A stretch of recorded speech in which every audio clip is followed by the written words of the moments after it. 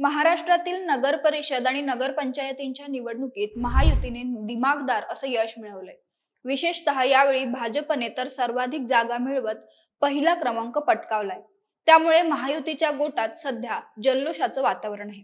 खरं तर अनेक वर्षांनंतर पार पडलेल्या या निवडणुकांमध्ये सर्वच राजकीय पक्षांचा कस लागला होता।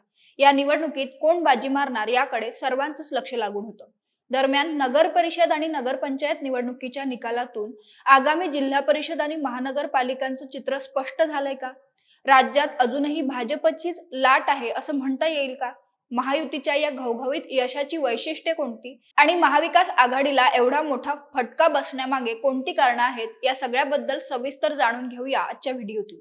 नमस्कार, मी अवंती भोयर आणि कॅमेऱ्यावर आहे सिद्धेश कांबळी। 20 तारखेला दिवसभर कमळाची काळजी तुम्ही करा, त्यानंतर पुढची 5 वर्षे तुमची काळजी देवाभाऊ करेल असं आवाहन मुख्यमंत्री देवेंद्र फडणवीस यांनी नगरपंचायत आणि नगरपरिषद निवडणुकीच्या प्रचारादरम्यान जनतेला केलं होतं। जनतेने त्यांच्या या आवाहनाला प्रतिसाद देत राज्यभरात भाजपला क्रमांक 1 चा पक्ष बनवले। स्थानिक स्वराज्य संस्थांच्या निवडणुकांचे निकाल जाहीर झाले आणि महाराष्ट्राच्या राजकारणातील सद्यस्थितीचं चित्र पुन्हा एकदा अधोरेखित झालं। या निकालाच्या माध्यमातून जनतेचा विश्वास अजूनही विकासावर, स्थैर्यावर आणि कार्यक्षम नेतृत्वावरच आहे हे स्पष्ट झाले। त्यामुळे या निकालांकडे नगरपंचायती, पंचायत समित्या किंवा जिल्हा परिषदांच्या जागा ठरवणारे निकाल म्हणून पाहून चालणार नाही, तर हा निकाल जनतेची मनोवृत्ती आणि अपेक्षा दर्शवणारा आहे असं म्हणावं लागेल। या निवडणुकांमध्ये सर्वाधिक जागा भारतीय जनता पक्षाने पटकावल्या, त्यानंतर शिवसेना दुसऱ्या क्रमांकावर तर राष्ट्रवादी काँग्रेस तिसऱ्या क्रमांकावर राहिली। महायुतीला मिळालेला हा जनादेश तिन्ही पक्षांवर एकत्रितपणे राज्यातील जनतेने ठेवलेल्या विश्वासाचं प्रतिबिंब म्हणावं लागेल। विशेष म्हणजे या निवडणुकीत भाजपसोबतच एकनाथ शिंदे यांची शिवसेना आणि अजित पवारांच्या राष्ट्रवादीने महाविकास आघाडीपेक्षा चांगली कामगिरी केली।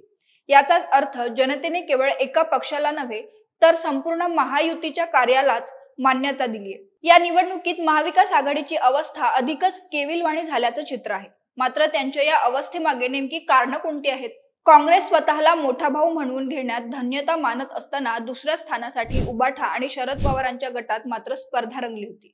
राजकीय समन्वयाचा अभाव, परस्परांवरील अविश्वास आणि नेतृत्वातील संभ्रम याचा फटका मवियाला बसल्याचं निकालांमधून स्पष्टपणे दिसते।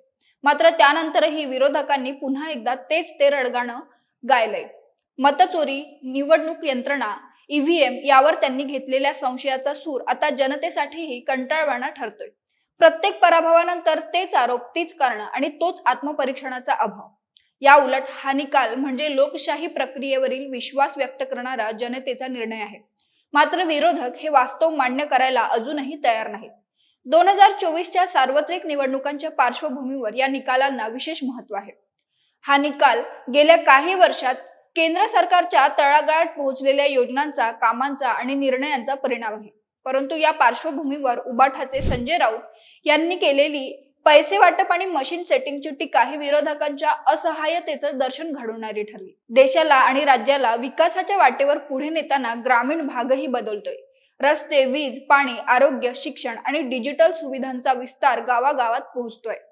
या बदलांचा अनुभव घेणारी जनता घोषणांवर किंवा आरोपांवर विश्वास ठेवत नाही, तर ती प्रत्यक्ष काम पाहते। या निवडणुकीतील सर्वात गंभीर बाब म्हणजे इतके पराभव स्वीकारूनही विरोधक आत्मचिंतनासाठी तयार नाहीत। कुठे चूक झाली, जनतेचा विश्वास का गमावला याचा शोध घेण्याऐवजी सगळं खापर यंत्रणेवर फोडणं हा सर्वात सोपा मार्ग त्यांनी नेहमीप्रमाणे निवडलाय। दुसरीकडे भाजपविषयी असलेली लाट ओसरली अशी चर्चा विरोधक सातत्यानं करतात। मात्र या विजयाने त्या लाटेचं अस्तित्व पुन्हा एकदा अधोरेखित झाले। या संपूर्ण निवडणुकीच्या चित्रात मुख्यमंत्री देवेंद्र फडणवीस यांच्यावरील जनतेचा विश्वास पुन्हा एकदा सिद्ध झालाय। या निवडणुका प्रामुख्यानं ग्रामीण भागात झाल्या, त्यामुळे शेतकरी, गोरगरीब आणि ग्रामीण जनतेचा कौल अधिक महत्त्वाचा ठरतो। यावेळी विरोधकांचा अपप्रचार टिकू शकला नाही। सर्वात महत्त्वाची बाब म्हणजे विरोधक प्रचारात कुठेही ठोसपणे दिसले नाहीत। उद्धव ठाकरे फारसे कुठे फिरले नाहीत, मनसे चर्चेतही नव्हती।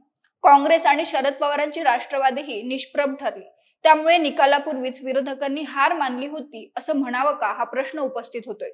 आता पराभवानंतर ईव्हीएम वर होणारं दोषारोपण म्हणजे स्वतःच्या अपयशापासून पळ काढणंच म्हणावं लागेल. नगर परिषद आणि नगरपंचायतींचे हे निकाल पाहता आगामी महानगरपालिका निवडणुकांचाही कल यातून स्पष्ट होतोय. जनता विरोधकांना आरसा दाखवत आहे. कोण कामाचं आहे आणि कोण बिनकामाचं हे ओळखणे इतकी प्रगल्भता जनतेकडे असल्यानं त्यांनी विरोधकांच्या बिनबुडाच्या आरोपांकडे दुर्लक्ष करून विकासाला कौल दिलाय. तुम्हाला काय वाटतं, हा निकाल म्हणजे आगामी महानगरपालिका निवडणुकांच्या निकालाची नांदी म्हणावी का?